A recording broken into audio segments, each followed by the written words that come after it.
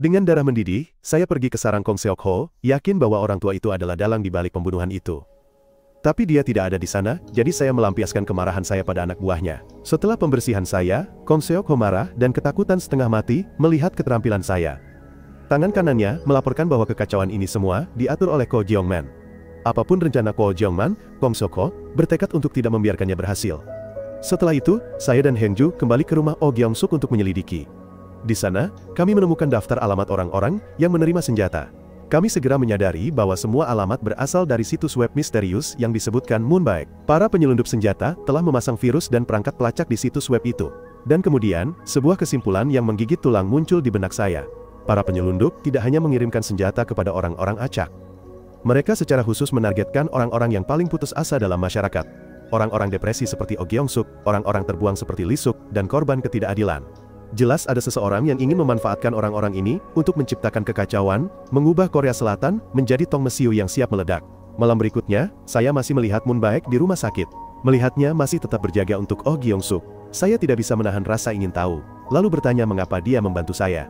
Moonbike menceritakan sebuah kisah yang menyayat hati, mengatakan dia ingin melakukan perbuatan baik sebelum menutup mata. Dia mengatakan dia memahami penderitaan lebih baik dari siapapun, karena hidupnya adalah neraka di bumi sejak bayi. Dia ditinggalkan oleh ibunya, lalu jatuh ke tangan geng penyelundup organ. Saat berusia 5 tahun, mereka mengambil mata kirinya untuk dijual, mata yang sekarang hanya implan.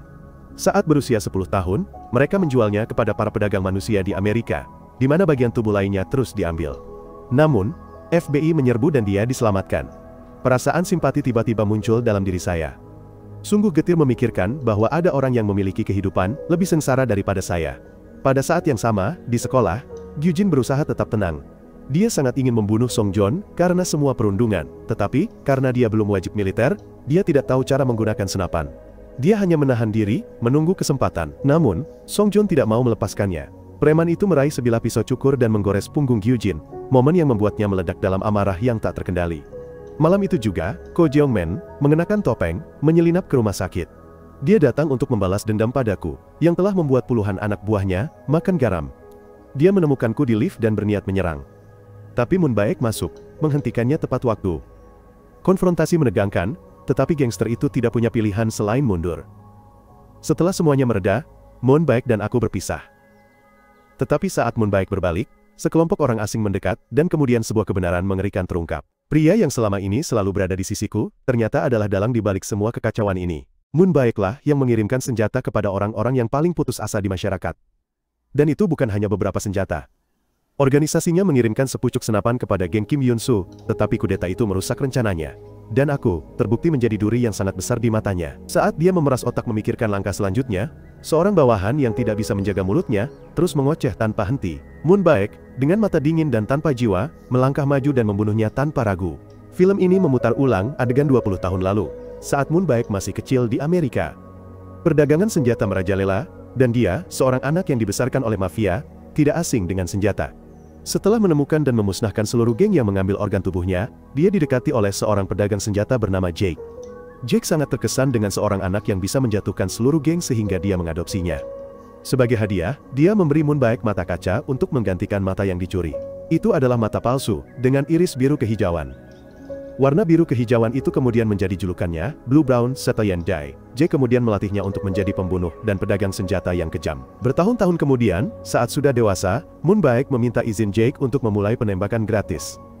Tujuannya adalah menciptakan kekacauan dan melegalkan kepemilikan senjata, agar Jake dapat menjual senjata secara legal. Namun, motif sebenarnya Moonbike adalah membalas dendam pada negara yang menolaknya. Kembali ke masa sekarang, Kong Seok Ho memanggil Ko Jeongman ke markasnya. Ia, yang melihat pengkhianatannya, memberinya tamparan keras. Namun Ko Jeongman bersumpah setia. Kong Seok Ho pura-pura percaya, tetapi begitu Ko Jeongman pergi, ia mulai berencana menyingkirkannya selamanya. Keesokan harinya di sekolah, perundungan terus berlanjut. Song Joon masih menyiksa Gyujin saat makan siang, tetapi Gyujin tidak lagi takut. Ia hanya menunggu saat yang tepat untuk mengirim perundungnya pergi. Sementara itu, bawahan Moonbike menyarankan untuk membunuhnya saja. Namun Moonbike, dalang di balik layar, ingin saya tetap hidup. Ia masih menikmati permainan kucing dan tikus denganku. Tak lama kemudian, Moonbike pergi ke area publik tempat Gyujin dan Yang Dong sedang makan. Dia punya rencana untuk menjebak Gyujin, memaksanya menggunakan senapan yang telah dikirim. Yang Dong merasa bersalah, meminta maaf kepada Gyujin karena telah memukulnya. menjelaskan bahwa Song Joon memaksanya melakukannya. Saat mereka berbicara, orang-orang Moon Baek, atas perintahnya, memicu perkelahian antara geng-geng saingan di dekatnya. Gyujin dan semua orang terkejut melihat para preman saling menyerang dengan brutal. Saat kekacauan memuncak, Moon Baek mengeluarkan pistol udara dan melumpuhkan para preman. Gyujin benar-benar terkejut. Kini dia benar-benar percaya bahwa senjata adalah satu-satunya cara untuk membantu orang lain, dan membunuh Song Joon akan menyelamatkan semua orang dari neraka duniawi. Dengan pemikiran itu, dia memohon kepada Moon Baek untuk mengajarinya cara menembak. Moon Baek, yang telah mencapai persis apa yang diinginkannya, dengan senang hati setuju, bahkan memperluas pelajaran untuk Yang Dong, yang juga seorang korban. Sesaat kemudian, Moon Baek menelepon Kong Seok Ho, melaporkan secara rahasia jumlah senjata yang disembunyikan Kim Yun Soo. Kong Seok Ho terkejut dengan berita itu. Moon Baek menyuruhnya untuk bertindak lebih dulu daripada Ko Jong Men, membagikan senjata itu sendiri sebelum Ko Jong Men sempat bertindak. Sementara menunggu Kong Seok Ho bertindak, Moon Baek dan anak buahnya kembali bekerja. Ia menggunakan para pengantar tua yang tidak curiga untuk mengirimkan kiriman senjata baru, memastikan mereka tidak tahu apa yang mereka bawa. Sementara itu, Gyujin akhirnya mencapai batas kesabarannya. Ia membungkus senapan barunya dan ransel penuh amunisi, memeluk ibunya untuk terakhir kalinya sebelum menuju sekolah. Ia tahu, hari ini adalah hari ia akan mengakhiri semuanya. Saat Gyujin sedang dalam perjalanan, Moon Baek menemuiku. Pada saat itu, aku belum mengetahui wajah aslinya. Moon Baek memberiku selembar kertas, berisi daftar penerima senjata, termasuk nama dan alamat Gyujin. Menyadari aku tidak punya banyak waktu, aku segera memanggil bantuan. Aku juga menelpon sekolah, memperingatkan kepala sekolah bahwa seorang siswa membawa senjata ke dalam kampus. Sebagai langkah terakhir yang mengerikan, anak buah Moon Baek mengunci semua pintu, dan menyembunyikan kuncinya, menjebak semua orang di dalam sekolah yang akan berubah menjadi medan pertempuran. Saat Gyujin hendak meledak, seorang guru memanggilnya ke kantor. Dan sebagai lelucon takdir, kaki tangan Song Joon menangkap tas Gyujin, dan menemukan senapan itu. Tentu saja, Gyujin panik. Ia kembali menjadi korban, tak berdaya menghadapi perundungan itu. Namun kemudian, sebuah suara tembakan terdengar dari kelas di dekatnya, dan Song Joon serta kaki tangannya terdiam karena ketakutan. Itu bukan Gyujin. Itu adalah temanmu Yang Dong. Ia juga telah menerima paket berisi senjata, dan kini telah menjadi seorang penembak penuh dendam, siap membunuh semua orang di sekolah. Saat sekolah berubah menjadi kekacauan berdarah, Yang Dong memberikan pistol kepada Gyujin, dan mengatakan sudah waktunya untuk menuntut keadilan. Ia berargumen bahwa karena tidak ada seorang pun, termasuk guru, yang pernah membantu mereka, maka tidak ada alasan untuk membiarkan mereka hidup. Namun Gyujin ragu-ragu. Yang Dong tidak menunggunya, memutuskan melanjutkan pembantaiannya sementara siswa dan guru berlarian, menyelamatkan nyawa mereka. Saat kekacauan mencapai puncaknya, Moon Baek dan aku datang untuk mengevakuasi siswa, dengan puluhan orang masih terjebak di perpustakaan. Kami dengan cepat membangun penghalang dan bersembunyi di perpustakaan, di mana para siswa menggigil ketakutan. Ketakutan di mata Song Joon terlihat jelas. Ia tidak pernah membayangkan bahwa anak-anak yang ia ganggu bisa begitu kejam. Sementara itu, Yang Dong telah menemukan perpustakaan. Ia menawarkan untuk membiarkan para siswa pergi, jika mereka menyerahkan Song Joon dan kaki tangannya. Song Joon, dalam kepanikan, mengancam siswa lain untuk diam, sementara guru berusaha membujuk Yang Dong, tapi Yang Dong hanya berteriak bahwa sudah terlambat. Dia berulang kali memohon bantuan kepada guru, tetapi tidak ada yang peduli. Mengatakan itu, dia menembak guru itu. Tanpa pilihan lain, siswa lain melarikan diri, meninggalkan Song Joon menghadapi nasibnya. Tepat saat Yang Dong hendak membunuhnya, aku masuk, memohon padanya untuk berhenti. Tapi kemudian Gyujin datang, dengan pistol di tangan, mengarah langsung ke Song Joon. Itu adalah dorongan terakhir dari Moon Baek, yang memberitahunya, bahwa ini adalah satu-satunya cara untuk mendapatkan keadilan. Tangan Gyujin gemetar. Dia sangat ingin menarik pelatuknya, tetapi takut mengecewakan ibunya. Aku melihat pergulatan batin itu, dan memohon padanya untuk meletakkan senjata, mengatakan, bahwa balas dendam, hanya akan membawa lebih banyak penderitaan. Air mata mengalir di pipi Gyujin, dan dia perlahan menurunkan senjatanya. Akhirnya, dia tidak bisa melakukannya. Gyujin dan Yang Dong ditangkap, tetapi saat mereka digiring pergi, Gyujin menyadari kebenaran yang pahit. Anda dan Yang Dong, para korban, diperlakukan seperti penjahat, sementara Song Joon, si pengganggu, dianggap sebagai korban. Ibu Anda, yang menyaksikan dari jauh, hanya bisa meratapi nasib tragis putranya. Setelah semuanya, akhirnya saya menyadari siapa iblis yang sebenarnya. Saya dan Jang Jeong-woo menyusun petunjuk, dan semuanya mengarah ke Moon Baek. Tetapi saat polisi bersiap untuk bertindak, Moon Baek menghilang. Saya pergi ke apartemen mewah Moon Baek, hanya untuk menemukannya kosong, dengan sebuah paket baru atas nama saya, tergeletak di tengah ruangan. Di dalamnya ada senapan, hadiah terakhir Moon Baek, dan sinyal mengerikan, bahwa perang kami baru saja dimulai. Akibat dari penembakan di sekolah, adalah kekacauan. Dengan puluhan ribu senjata ilegal beredar di jalanan, Korea Selatan bukan lagi negara yang aman. Baik polisi maupun masyarakat hidup dalam ketakutan, tegang, bahkan dunia bawah tanah pun terguncang. Bos-bos mafia mengadakan pertemuan darurat, tetapi hanya Kong Seok Ho yang mengetahui asal-usul sebenarnya dari senjata itu, dan ia menyimpannya untuk dirinya sendiri. Ia memiliki rencana baru. Dia akan menyerahkan senjatanya kepadaku dan menimpakan semua tanggung jawab pada Ko Jeongman. Dia tahu pemerintah sedang mencari kambing hitam, dan dia berencana memberi mereka seseorang seperti itu. Dia mengatur pertemuan denganku, dan melakukannya persis seperti itu, bersikeras bahwa semuanya adalah kesalahan Kim Yun-soo dan Ko Jeongman. Sementara itu, di markas polisi, komisaris polisi telah menerima perintah langsung dari presiden untuk membentuk gugus tugas gabungan yang mengumpulkan intelijen, tentara, dan polisi. Jika mereka gagal, presiden siap memberlakukan darurat militer, sebuah langkah yang dapat mengubah Korea Selatan menjadi versi tetangga otoriternya di utara. Pada saat yang sama, Kapten Ju semakin panik, karena dia tidak dapat menghubungi putrinya selama berhari-hari. Yang tidak dia ketahui adalah putrinya telah ditipu oleh sekelompok penipu real estate yang memanfaatkan kekacauan kekerasan senjata sebagai kedok. Dia telah kehilangan semua tabungan dan uang pensiunnya yang diberikan ayahnya agar dia dapat membeli rumah dan mandiri. Sekarang uang itu hilang, membuatnya hancur dan merasa bersalah. Di tempat lain di kota, Ko Jeongman dan Kim Yun-soo diam-diam mengumpulkan senjata dari penerima lain, tetapi mereka sedang menunggu waktu, menunggu saat yang tepat untuk menyerang Kong Seok Ho. Permainan kucing mengejar tikus mencapai klimaksnya ketika Kong Seok Ho mendekati Ko Jeongman, menawarkan gencatan senjata dan kesempatan untuk bekerja sama. Tentu saja, itu bohong. Kong Seok Ho bekerja sama denganku, dan dia ingin Ko Jeongman mengambil jari Kim Yun-soo untuk masuk ke ponselnya, yang berisi semua informasi tentang bisnis senjata. Tetapi Ko Jeongman bukan orang yang mudah ditipu. Dia tahu Kong Seok Ho adalah rubah licik, jadi dia dan Kim Yun-soo telah membuat rencana untuk membalikan keadaan. Keesokan harinya, Ko Jeongman dan anak buahnya pergi ke tempat terpencil dan berpura-pura menggali makam. Mereka tahu bahwa anak buah Kong Seok Ho dan polisi sedang mengawasi. Setelah drama itu, mereka pergi ke pemandian, tempat yang akrab bagi geng Kong Seok Ho. Mereka diperintahkan untuk pergi dan membawa jari Kim Yun-soo secepat mungkin. Kembali ke markas, Kong Seok Ho menunggu dengan senjata terhunus, siap membunuh Ko Jeongman dan menyerahkannya kepada polisi. Tetapi dia sangat terkejut, orang yang muncul bukanlah Ko Jeongman, melainkan Kim Yun-soo, yang dia pikir telah dikubur selamanya. Kong Seok Ho mendapat pukulan telak, tetapi dia tidak punya banyak waktu untuk mencernanya, karena baku tembak segera pecah. Sementara itu, Ko Jeongman dan anak buahnya berada di pemandian, di mana mereka menghabisi satu persatu anggota geng Kong Seok Ho. Kemudian, mereka menjara semua uang dan barang berharga dari markas, dan dalam sekejap, Ko Jeongman menjadi bos geng terbesar di Korea. Dia membagikan uang kepada anak buahnya, sebagai hadiah atas kesetiaan dan kerja keras mereka. Namun, pemerintahannya tidak akan bertahan lama, karena tim khusus polisi sedang dalam perjalanan untuk menggerebek markas. Ketika Hyun-ju dan tim SWAT akhirnya mendobrak masuk, baik Kong Seok Ho maupun Kim Yun-soo telah tewas.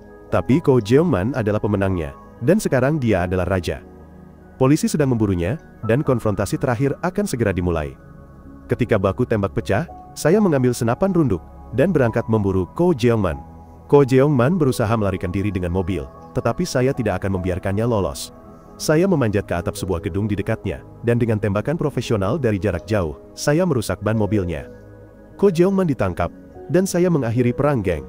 Tetapi dengan penangkapan Ko Jeongman, rencana Moon Baek berantakan. Dia mengandalkan perang geng untuk mengalihkan perhatian polisi dan saya. Bosnya, Jake, sedang memberi tekanan. Jika misi itu gagal, bisnisnya bisa terbongkar oleh CIA dan FBI. Dia harus menemukan cara baru untuk menyelundupkan senjata ke dunia. Di tengah kekacauan itu, Kapten Ju menerima berita terburuk dalam hidupnya. Putrinya telah meninggal. Dia bunuh diri, tidak sanggup menghadapi rasa malu, karena tertipu dan kehilangan semua tabungannya. Kapten Ju memberinya seluruh dana pensiunnya agar dia bisa membeli rumah dan memulai hidup baru, dan kini semuanya telah lenyap. Melihat jasad putrinya yang tak bernyawa, Kapten Ju hancur dan menangis. Saya, yang terlibat dalam kasus ini, tidak tahu bahwa mentor saya sedang mengalami penderitaan yang begitu besar. Malam itu, saya menemui mantan atasan saya di militer, memohon senjata dan informasi untuk melacak Moon Baek. Saya dan agen intelijen, kini sepenuhnya sadar akan masa lalu kriminal dan organisasi luas Moon Baek. Tapi dia selalu selangkah lebih maju. Dia telah menyewa jurnalis yang sama, yang merekam penembakan saya, dan menawarkan sejumlah besar uang untuk merekam setiap penembakan baru yang terjadi. Kemudian, dia meretas semua koneksi internet di negara itu, menyiarkan pesan yang mengerikan. Korea Selatan sekarang adalah miliknya. Dia mengakhiri siaran dengan pesan terakhir, menantang saya, mengatakan bahwa sebuah pistol telah dikirim untuk Kapten Ju. Saya langsung panik, mengerahkan petugas untuk mencari Moon Baek sementara saya bergegas ke rumah Kapten Ju. Tapi sudah terlambat. Kapten Ju telah menemukan para penipu yang menghancurkan hidup putrinya. Dia ditertawakan oleh mereka saat mereka menganggapnya sebagai polisi tunggal, tanpa dukungan. Tetapi kesombongan mereka dengan cepat menghilang ketika Kapten Ju mengeluarkan pistol dan menembak salah satu dari mereka.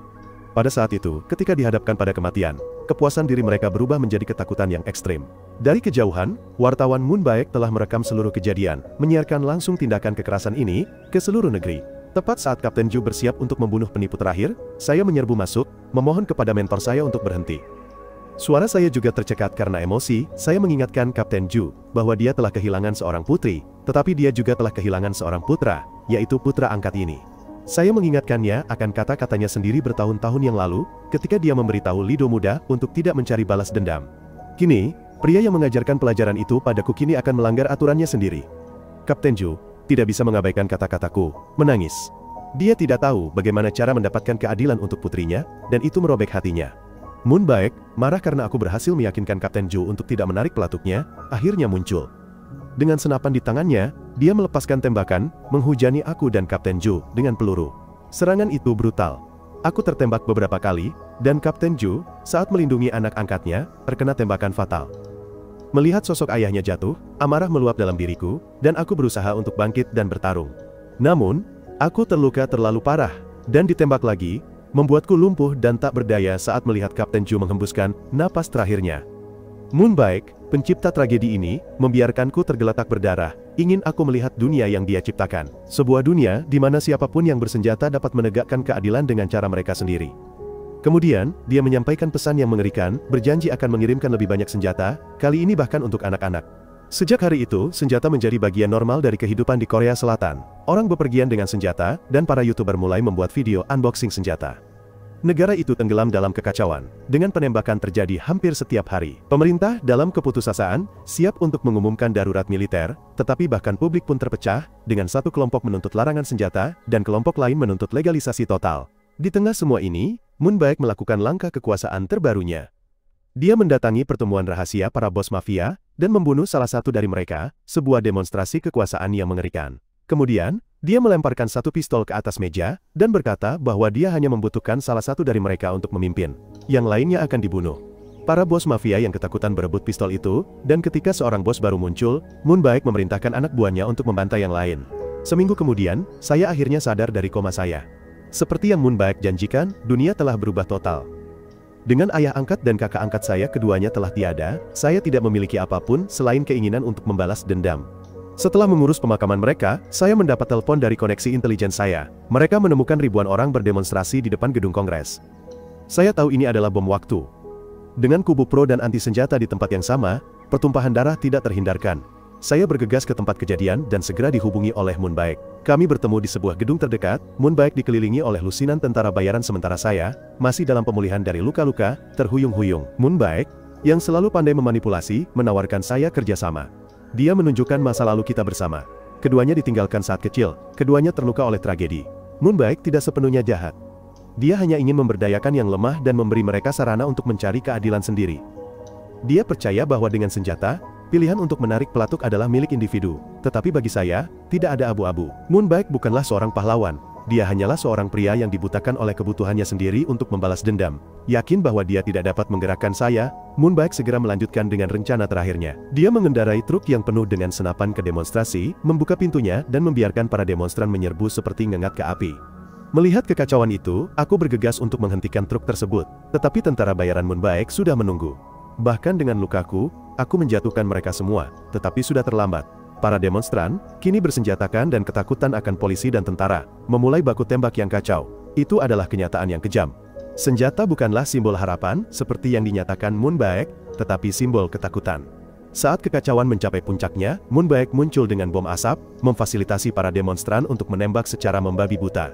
Tepat pada saat itu, Moon Baek sendiri terkena peluru nyasar, tetapi dia tidak bergeming. Dia telah mencapai ambisinya untuk menebar teror di negara yang telah mengusirnya, resolusi terakhir yang telah dia impikan.